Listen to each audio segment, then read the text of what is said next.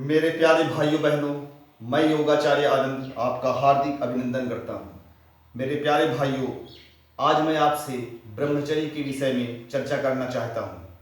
मेरे प्यारे भाइयों, जिन भाइयों को बहनों को ब्रह्मचर्य का पालन करना है, उन्हें किन बातों का ध्यान रखना चाहिए और इससे हमें क्या लाभ होते हैं, इस पर हमें अवश्य चर्चा करनी है। मेरे प्यारे भाइयों, ब्रह्मचर्य का पालन हर उस व्यक्ति के लिए परम आवश्यक है जो अपने जीवन में कल्याण चाहता है, और हर व्यक्ति अपना कल्याण चाहता है, इसलिए ब्रह्मचर्य का पालन करना परम आवश्यक है। ब्रह्मचर्य का पालन कुंवारे व्यक्तियों को तो अवश्य ही करना चाहिए, किंतु शादीशुदा व्यक्ति भी इसके नियमों का पालन कर सकते हैं।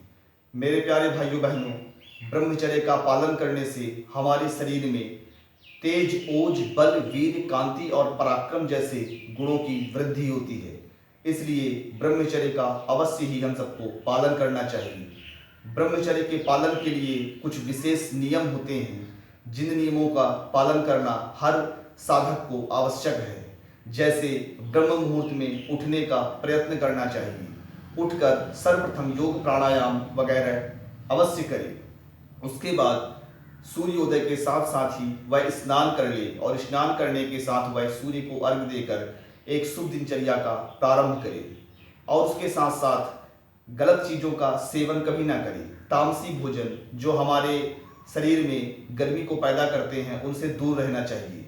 कम खाएं लेकिन पौष्टिक आहार का सेवन करें। अपने पेट को जरूरत से ज़्यादा भरना सही नहीं है।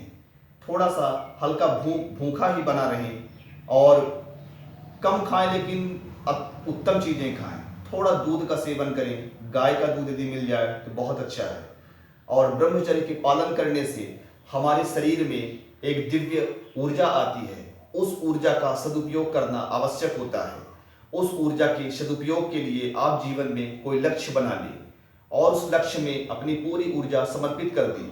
जैसे ही आप अपनी समस्त ऊर्जा अपने लक्ष्य के लिए समर्पित करेंगे, वैसे ही आप अपने जीवन में सफलता प्राप्त करते चले जाएंगे। आपका शरीर बलवान होगा, आप निरोगी होंगे, लक्ष्य के प्रति ज़्यादा धैर्य निष्ठा आपके अंदर रहेगी, और धीरे धीरे करके आप अपने जीवन में सफलता की सीढ़ी चढ़ते चले जाएंगे। मेरे प्यारे भाइयों बहनों, रात को सोने से पहले भी एक बार शुभ चिंतन अवश्य करें। अपने दिन भर की जो भी क्रियाकलाप रहे, उनका चिंतन मनन करें। उनके चिंतन मनन के साथ विचार करें कि कहाँ आप सही किए, कहाँ आप गलत किए, और आने वाला दिन कैसा होगा, इसकी भी एक मन में थोड़ा सा कल्पना करें। और इसके साथ साथ जैसे जैसे आप ब्रह्मचर्य का पालन करते चले जाएंगे, आपके जीवन में दिव्यता आती चली जाएगी। कहते हैं ब्रह्मचर्य के पालन से हमारे अंदर जो वीर, रज, इनसे जो शक्ति उत्पन्न होती है, वह अत्यंत ही हमारे माने जीवन को सफल बनाने में बहुत बड़ी भूमिका अदा करती है। इसलिए मेरे प्यारे भाइयों बहनों, आप लोग सम्यक स्तर पर ब्रह्मचर्य का पालन अवश्य करें।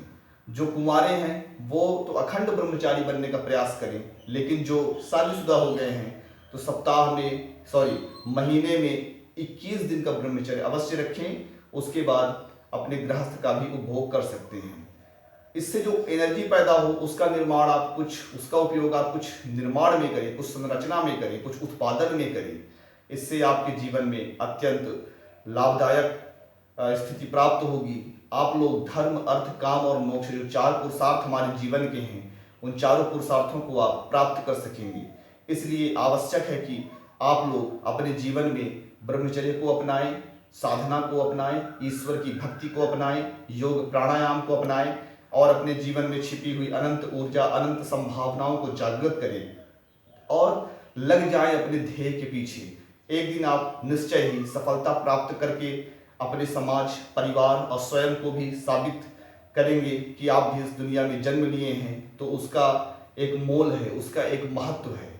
मेरे प्यारे भाइयों बहनों, जीवन को यूं ही व्यर्थ गंवाना सही नहीं है। जीवन का सदुपयोग करिए, जीवन का उपयोग अपने विकास में करिए, जीवन का उपयोग उस ईश्वर की प्राप्ति में करिए। उसे अनावश्यक व्यर्थ मत जाने दीजिए। आज ही संकल्प करिए कि आप जीवन का एक एक पल माने अपने लक्ष्य को पाने में लगाएंगे, ईश्वर को पाने में लगाएंगे। श्रेष्ठ साधना के द्वारा आप अपने जीवन की समस्त चीजें प्राप्त कर सकते हैं। मेरे प्यारे भाइयों बहनों, मैं योगाचार्य आनंद आपको बहुत बहुत शुभकामनाएं देता हूँ। कि आप जीवन में समस्त प्रकार के सुखों को प्राप्त करें। उसके साथ साथ जीवन का जो परम लक्ष्य परमेश्वर है वह भी आपको दर्शन दें, आप पर कृपा करें। इसलिए मेरे प्यारे भाइयों बहनों, आज ही साधना का मार्ग अपनाएं, ईश्वर का मार्ग अपनाएं, ब्रह्मचर्य का मार्ग अपनाएं और अनावश्यक भोग विलास में अपना जीवन बर्बाद ना करें। और इसी के साथ मैं योगाचार्य आनंद आपसे लेता हूँ इजाजत। जय हिंद, जय भारत।